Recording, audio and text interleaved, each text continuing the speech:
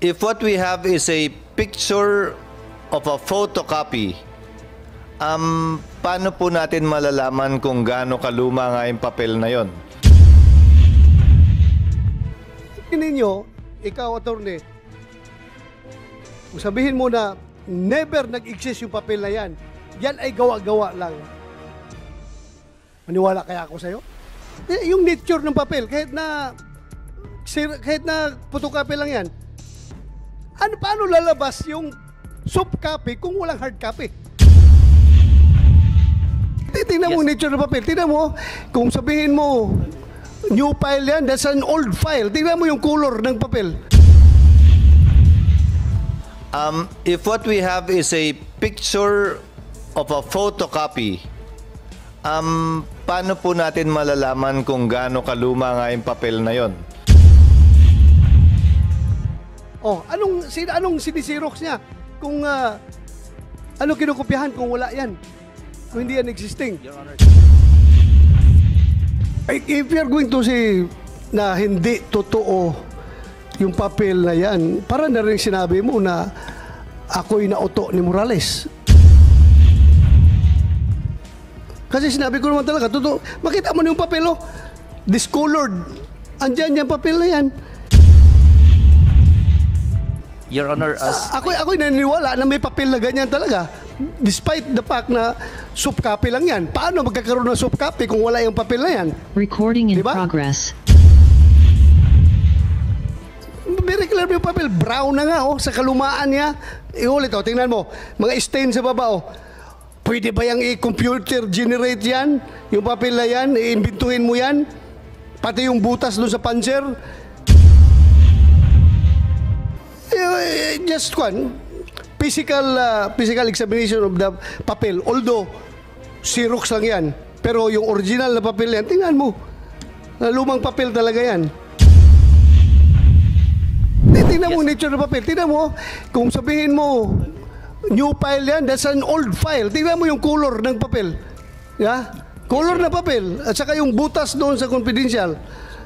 Lumang papel yan. Pero ang tanong dyan, sino may hawak ng papel na yan? okay, diba? that's what we are going to answer Okay. po, Your Honor, in my next presentation. In So, some of these slides. settle tayo dyan na kung hindi yan na-submit at hindi na-approve, obvious, hindi talaga magkakaroon ng control number. Yes po. Correct? Yes Okay. po. Please continue. But napakalinaw po during the series of questions na tinanong po yung ating resource person that he cannot even present any evidence that would prove that these two documents ay talagang nangyari o totoo. In this pre-operation report, makikita po natin. If you're going to say na hindi totoo yung papel na yan, para na rin sinabi mo na ako'y nauto ni Morales. Kasi sinabi ko naman talaga, totoo. Makita mo na yung papel, oh. Discolored. Andyan yung papel na yan. Ang tanong lang kayo kung sino may hawak. Ha? Your Honor, Ako'y naniniwala na may papel na ganyan talaga. Despite the fact na soft copy lang yan. Paano magkakaroon ng soft copy kung wala yung papel na yan? Recording in Diba? progress. Very clear yung papel. Brown na nga, oh. Sa kalumaan niya. Iulit, oh. Tingnan mo. Mga stain sa baba, oh. Pwede ba yung i-computer generate yan? Yung papel na yan, i-imbintuhin mo yan? Pati yung butas doon sa puncher?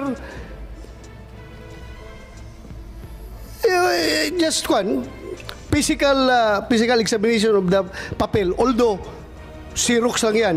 Pero yung original na papel yan, tingnan mo. Lumang papel talaga yan. Kaya nga, ako yung naniniwala sa inyo na wala talaga sa inyo. Most likely, ito sa akin. Kung hindi man ito nalagay sa file ninyo, ito honest opinion ko ito. Kung hindi ito nalagay sa file ninyo, pwedeng ang gumawa nito siyang nagtago ng papel na ito.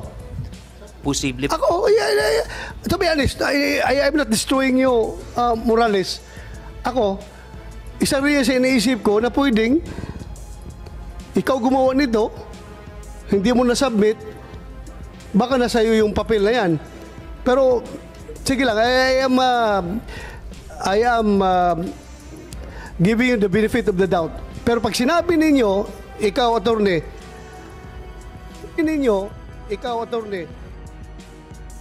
Kung sabihin mo na never nag-exist yung papel na yan, yan ay gawa-gawa lang. Maniwala kaya ako sa'yo? Yung nature ng papel, kahit na photocopy lang yan, paano lalabas yung soft copy kung walang hard copy? Anong sinisirox niya? Kung ano kinukopyahan kung wala yan? Kung hindi yan existing. Your Honor, if I may. Yes. Siguro po yung papel na to, dokumentong to nag-exist. Nag-exist only on nga. the part of the Mr. Jonathan Morales, because these documents that I have been mentioning, never po itong naging part ng official documents Well, of PIDEA. naniwala ko sa inyo pag dineclare nyo yan dahil talagang tinignan niyo sa record ninyo. Tinignan niyo sa record nyo. Wala talaga yan. Yes po, Pero Your Honor. please do not make that impression to this committee na non-existent yung papel na yan. Paano nagkakaroon ng soft copy kung walang hard copy niyan? Existent yan, but you cannot determine the location of that paper. Yes, Your Am Honor. I correct? Okay, so dapat magkaintindihan tayo dyan. Yes, Your Honor. At tayo nagdududa kung sino nagtago ng papel na yan at sino nag-leak, di ba? Sino? Kaya yan tayo nagkakaroon ng investigasyon.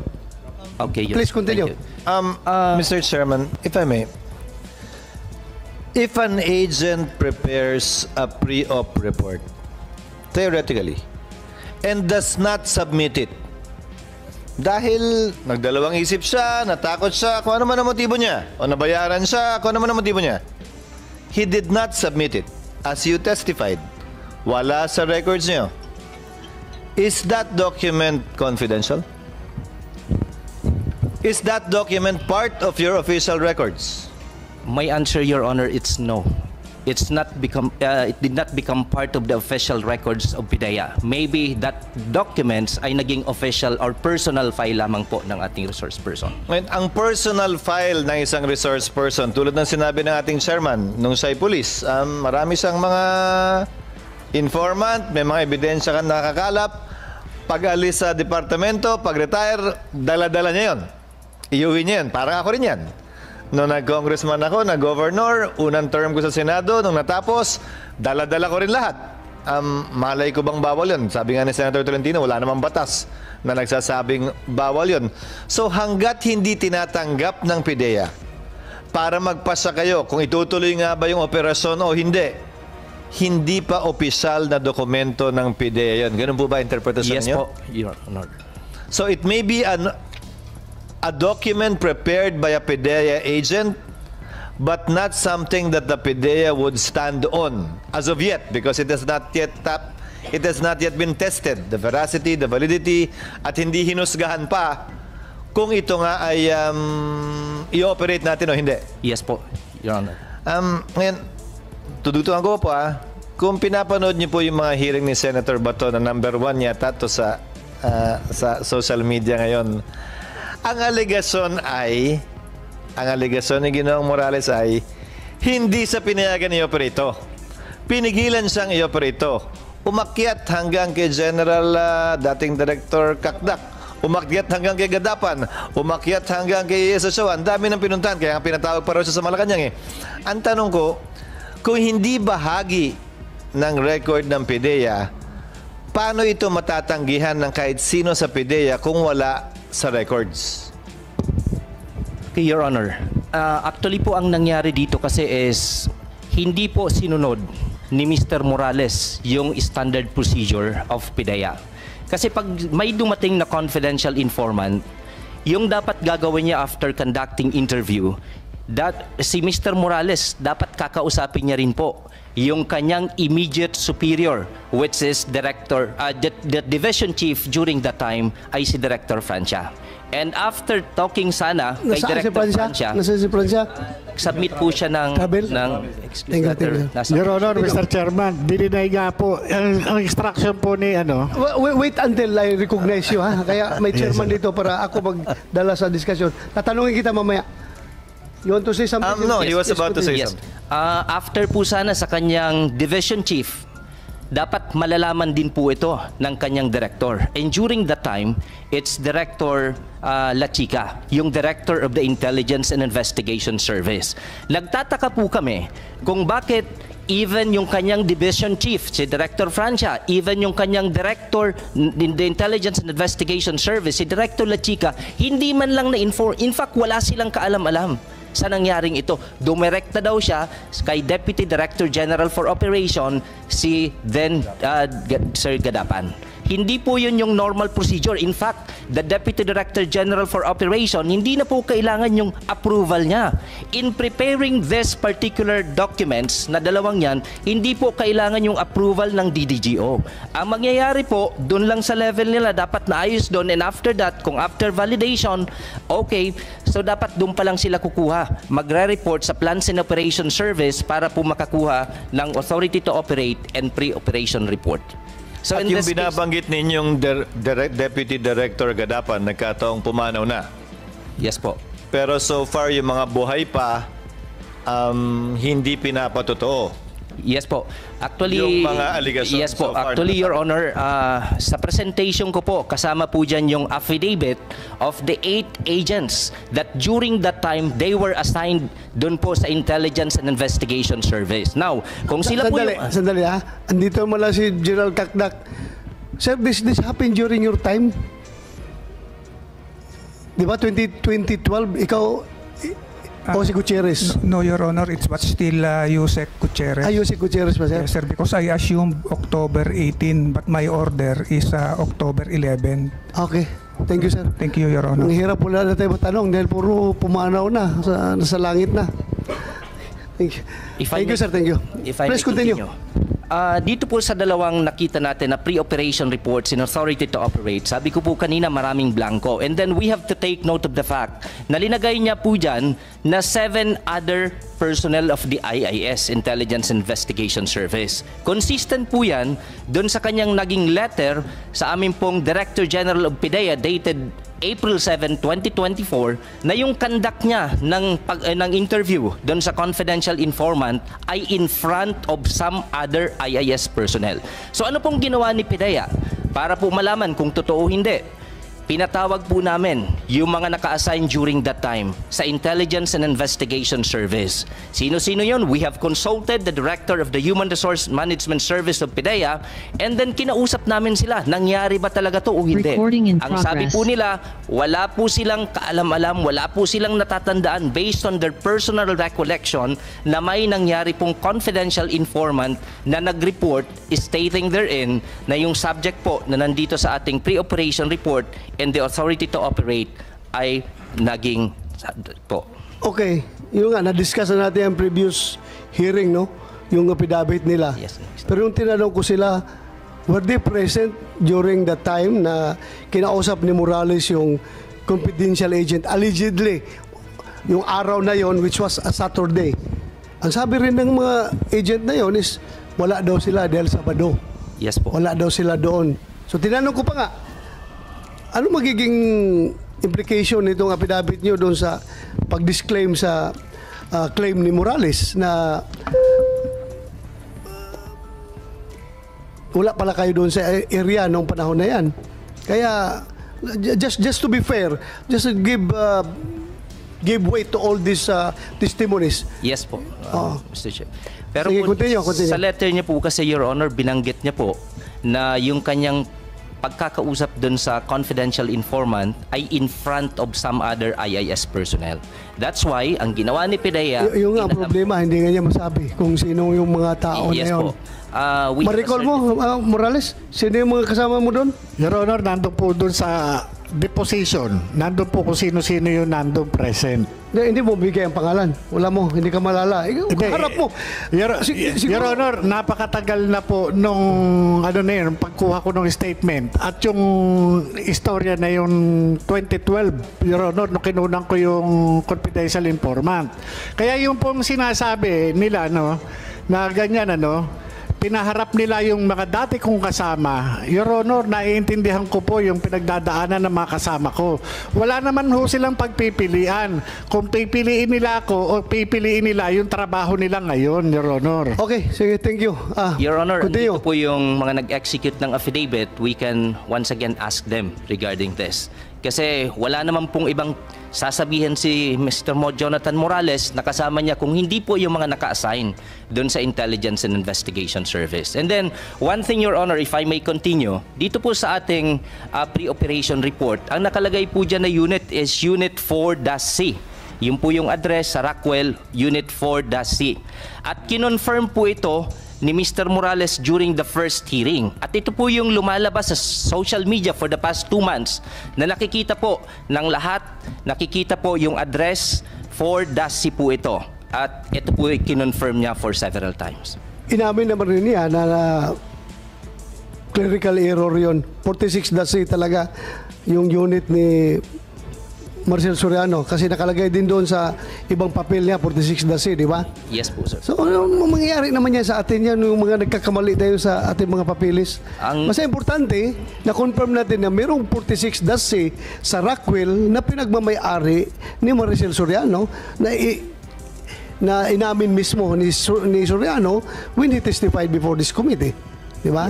Your Honor, ang point lang po namin is sobrang magkaiba po yung Unit 4-C sa Unit 46C. Yung nga, inamin nga niya, nagkamali daw siya, kaya 46-C yun ang totoo. Tinanong ko siya kung saan ang totoo, 4-C or 46-C. Kasi mayroon din siya papel dyan na 46-C. Nakita mo? May papel siya dyan na 46-C. So, kinuprunta ko siya, saan itong dalawa ang totoo. Sinabi niya 46-C. So, let's leave it at that. Thank you. Please Thank continue. You, Your Honor. Please, next slide. Yung ating pong pre-operation report and authority to operate, they do not exist in the PIDEA Regional Office, National Capital Region, Records of Operational Coordination Reports. Makikita po natin dyan na yung March 10 and March 12, 2012, meron pong naging coordination. March 10, ang serial number po ay nagtatapos sa 22.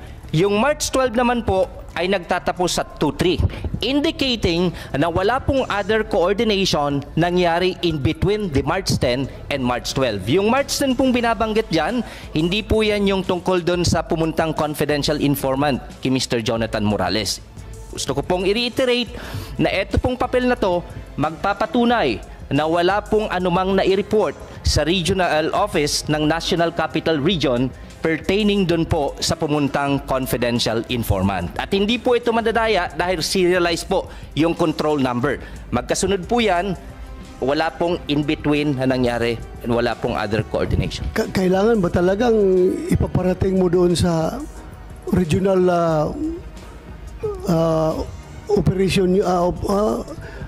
regional operation center kapag may magpunta sa iyo na informant? Ganun ba? Your Honor, lahat po ng coordination. Hindi, it's not about coordination. This is about yung paglapit ng tao sa iyo. Ikaw, may confidential informant ako.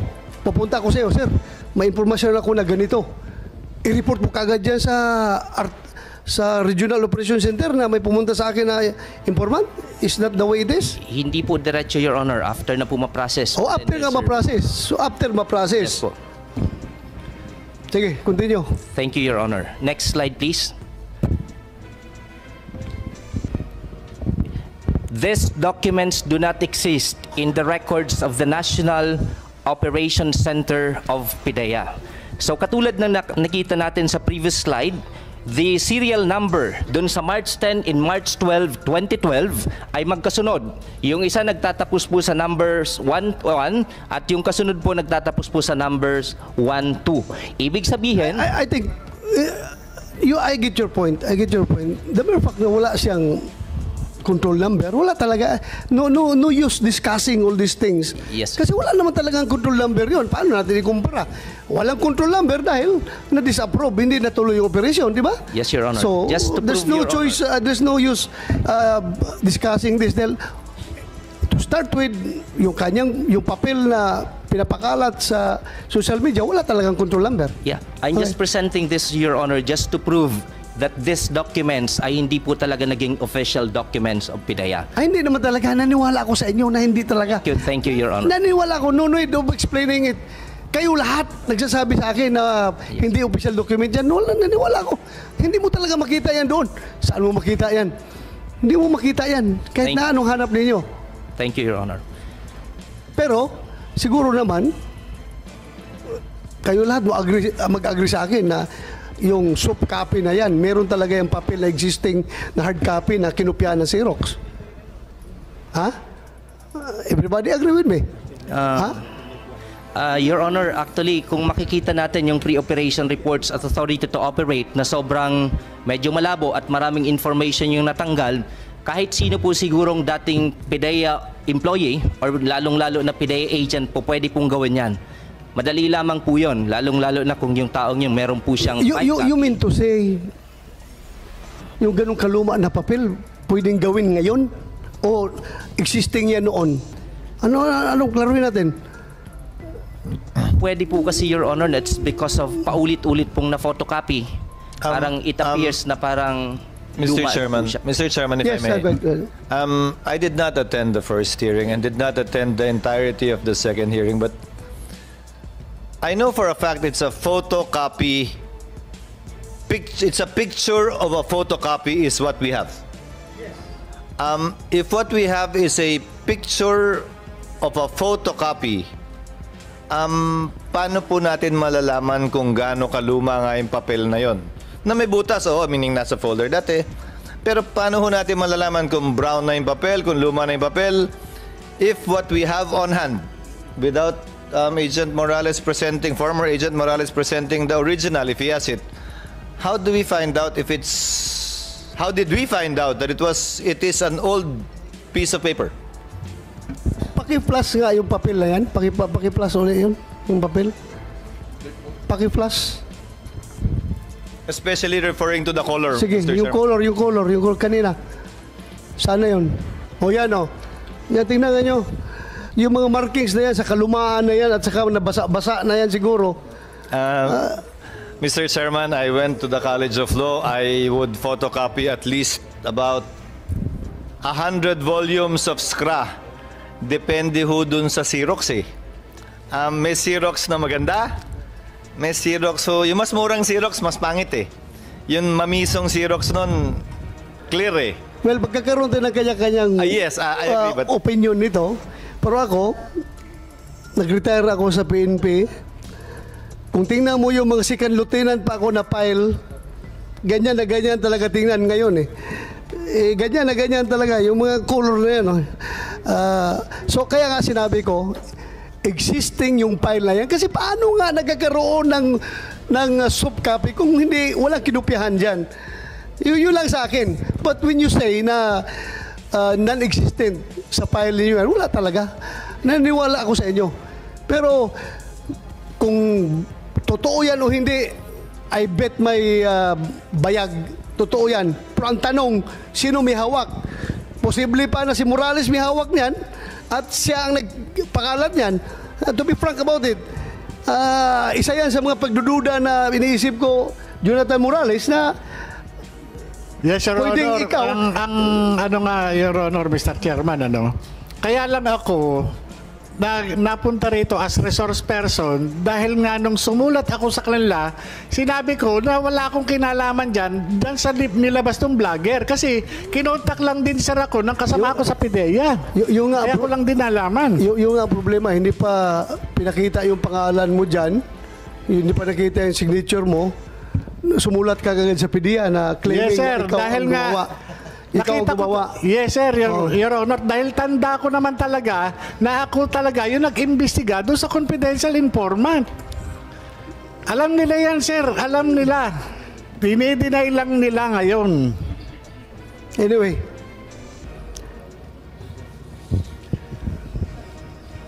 Sige, continue. Your Honor, next slide please. They do not exist in the PIDEA blatter book ng aming Plans and Operation Service from 2010 up to present. Lahat po ng anti-illegal drugs operations and coordination na ginagawa, aside from yung amin pong database, meron po kaming blatter book na dala po namin ngayon, yung hard copy. Nakalagay po doon from 2010 up to present. Lahat po ng coordination, lahat po ng anti-illegal drugs operation. So in this case, wala pong entry na nagsasabi regarding that confidential informant. Next, please. Next slide, please. Ito po yung certification that we have from the Plans and Operations Service stating therein na wala nga pong nakalagay doon na nagpumunta na confidential informant and wala pong nag-coordinate regarding that matter. Next slide, please. Dito po sa aming formis, nabanggit po ito dati na although hindi po nakalagay sa aming formis, ito po ay hindi rin nakalagay. Before formis kasi meron kaming data monitoring system, yung Damon po. Hindi din po ito nakalagay doon. And then, the name Bongbong Marcos. Hindi talaga malagay doon kung hindi sinubmit yan, hindi pinalagay doon. Wala talaga. Hindi mo makita yan doon kung Yes. meron nagtago niyan. Yes po. And meron nagtago niyan. yes. So, And the name Bongbong Marcos. marami ka pa? Marami ka pang aside from that? Konti lang. Please wrap up dahil ako ang prayer ngayon sa session hall. Baka 2 beses akong pagalitan ni Spin ito. Hindi ako last session akong nalate ako sa prayer. Please, continue. And the name Bongbong Marcos, alias Bongit, does not appear in the National Drug Information System or Interagency Drug Information Database. Hence, he has never been included in the drug list or been subjected to any negation operation. Next, please. Remember, we're not talking about the drug list dito, ha? Ang ating pinag-usapan to yung leak na yan, yung pre-operation report at saka yung authority to operate, yun ang pinag-usapan natin, hindi drug list. Kasi ako, kung tanungin mo rin ako, nag-PNP ako, wala talaga ako nakita about that information. Ako mismo, honestly speaking, wala ko nakita. Pero hindi ko sinasabi rin na hindi siya pwede magiging subject sa information galing from somebody.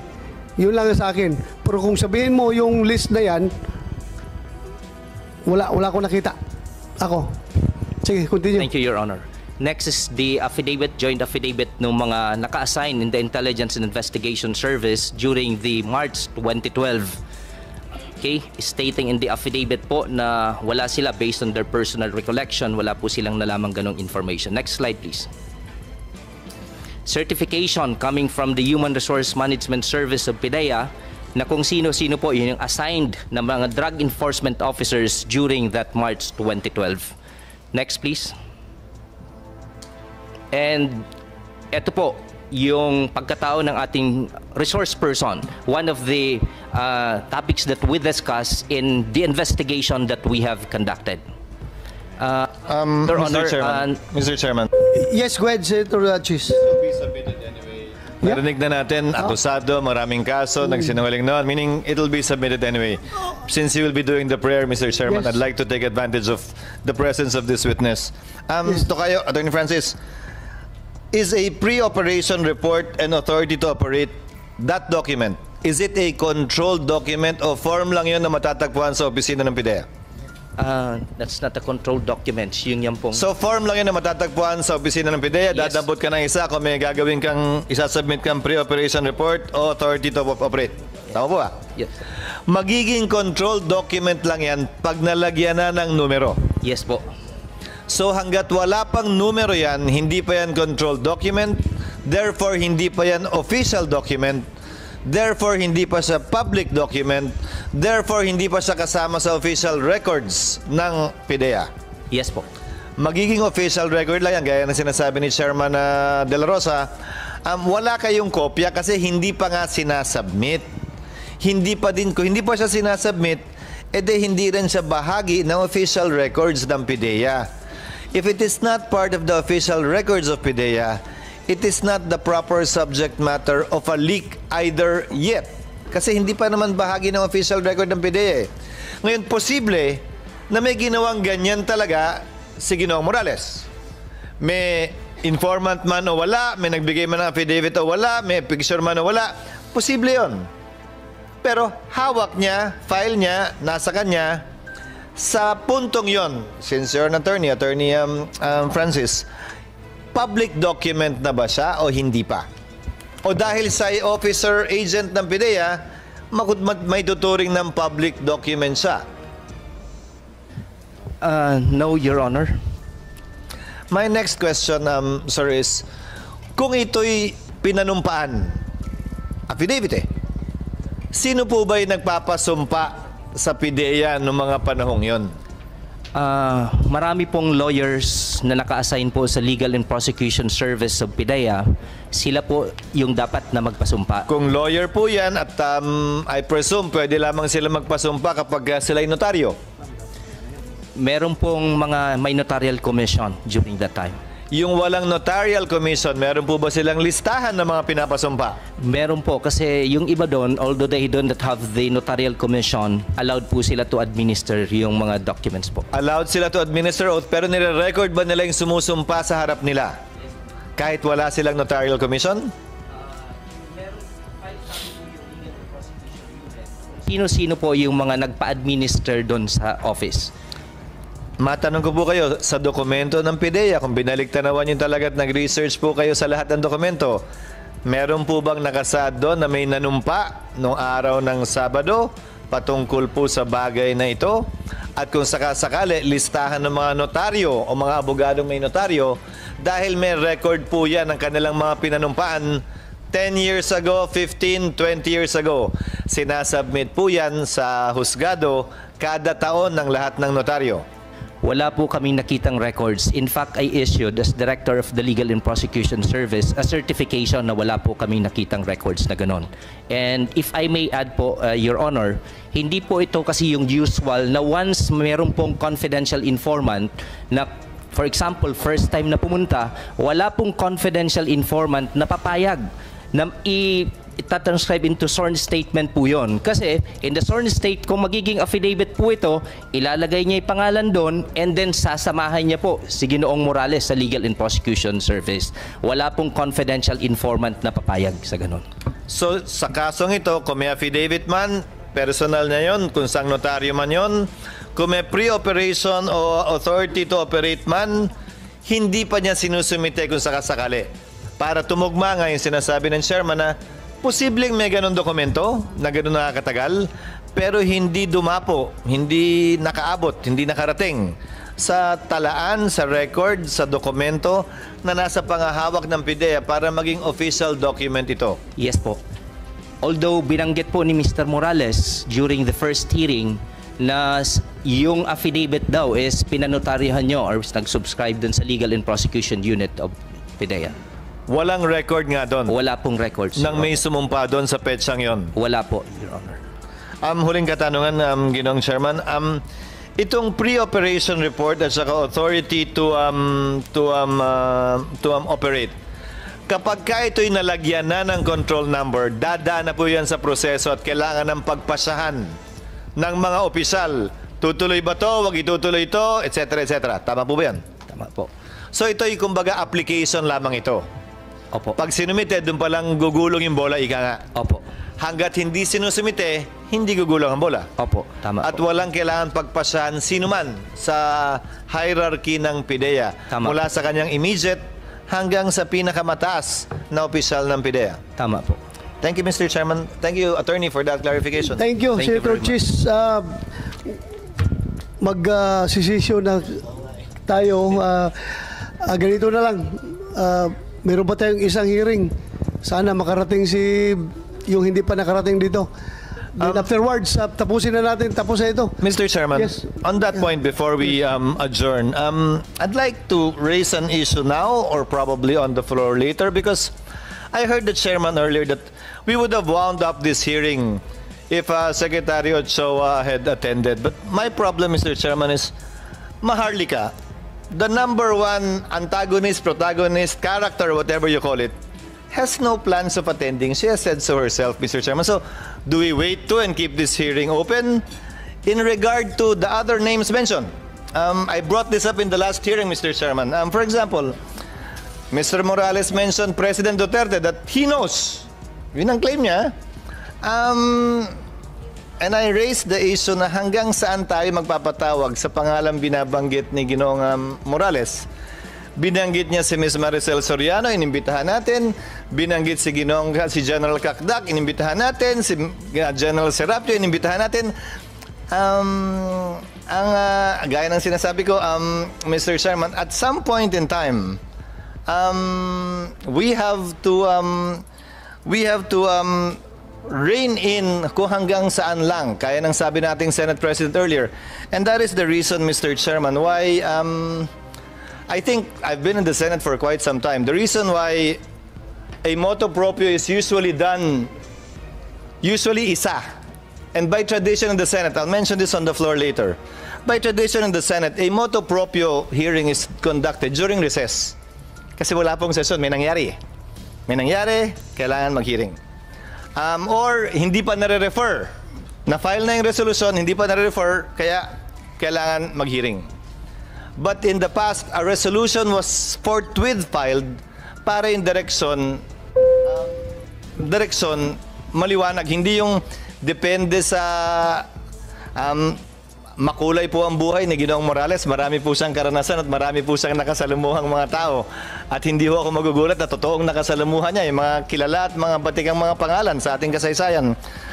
Pero mahirap naman po na kada pangalan babanggitin ay papatawag at magdedepende ang pagpapatuloy, di pagpapatuloy ng hearing sa pagdalo ng mga pangalang binabanggit niya, lalo na wala naman po siyang personal knowledge, meaning hindi po niya personal na nakasalamuha o narinig. Yung mga di umanong bagay na sinabi, kabilang na yung personal na away ni Ginoong Santiago at ni Ginoong Enriquez. Kung ano man po namamagitan sa kanila, ay nasa kanila na ho yun. Ayoko na hong pakialaman yun. Kung ano man po ang sama ng loob ni General Santiago kanina kay Ginoong Enriquez na tila meron, nasa sa kanila na ho yun. Pero lumalabas pa rin po dito at obligado tayong pakinggan at pagbigyan. So at the proper time, Mr. Chairman, I hope we can discuss together with the other members of the committee, as the good Senate President has pointed out, because nothing, let me clarify, nothing prevents a hearing to be conducted based on a resolution specifically finding out sino nga ba ang mga adik, totoo ba yung sinasabi dun sa dokumento na sinasabi ni Ginoong Morales, etc., etc. Nothing prevents that from being done. Pwede po yan gawin mamaya o bukas, may pwede mag-privilege speech at yun po yung basihan ng pagdinig. Pero base sa privilege speech, base sa resolution, yun po ang magiging limitasyon ng pagdinig. Dahil sa totoo lang, naiintindihan ko ating chairman dahil interesado naman ako mapakinggan din. May opening sa lahat ng sinasabi ng ating mga testigo. Subalit, mahirap naman po na kada pangalan babanggitin ay gagawin nating depende ron yung pagdinig kung itutuloy pa o hindi na. Yes, Thank you, Mr. Chairman. Again, I submit. Thank you. I admire your insights, your inputs, and again, I have, kung hindi ko pa na-rule yan, right here, right now, I'm going to rule that kahit na nabanggit ni Morales, ni PDEA Agent Morales, si President Duterte, si President Bongbong Marcos, I have to rule now as the chairman of this committee that I'm not going to invite those personalities. Now, but please just give this chairman the, you know, the, how do I English this? Please give this chairman the Leeway.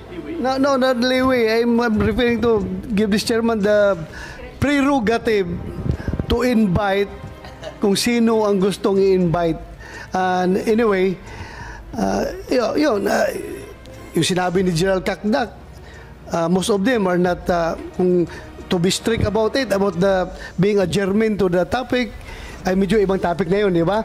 But still, we have gained some insights coming from his statements as far as the drug situation of the Philippines is concerned. So nagpasalamat pa rin ako sa sinasabi ni General Kakdak. Kasi, again, we are testing the credibility of our resource person. Nandun yun sa sinasabi ni General Kakdak. We can get some insights from that.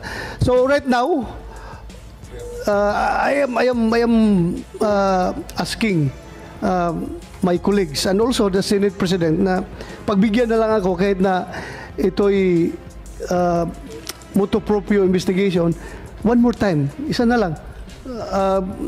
Next week para naman